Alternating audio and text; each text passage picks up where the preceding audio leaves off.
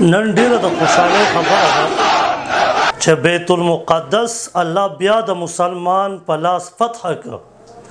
هغه د عمر رضی الله تعالی عنہ تاریخ را ژوندی کړ. عمر رضی الله تعالی عنہ چې کله بیت المقدس فتح کړ نو صحابه عرض وکړه چې جی بلال رضی الله تعالی عنہ د بیت المقدس کې یعنی مسجد اقصی کې اذان وکړي. دیتا تقریبا کم او بیش نبی علیہ السلام شپږ میاشتې مونځ کړی دی.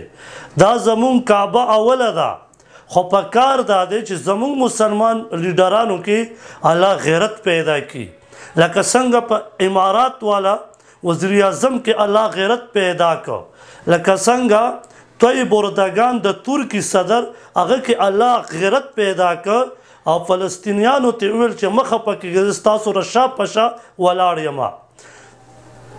لورو ملکونو امریکې لندن جرمني داسې لورو ملکونو هغې اسرائیلو ته خوشخبري ورکړه چې موږ در سره یو ته مخه پکېږه.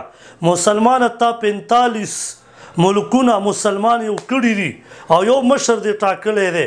په کار دا دی چې هغه پرون بیان ورکړی وی چې ای فلسطین والو تاسو مخه پکېږي دا زمون کعبه ده. بیت المقدس اوله کعبه وه د دې دفاع به مونږ کوو او 45 ملکونه تاسو سره مونږ ولاړ یو.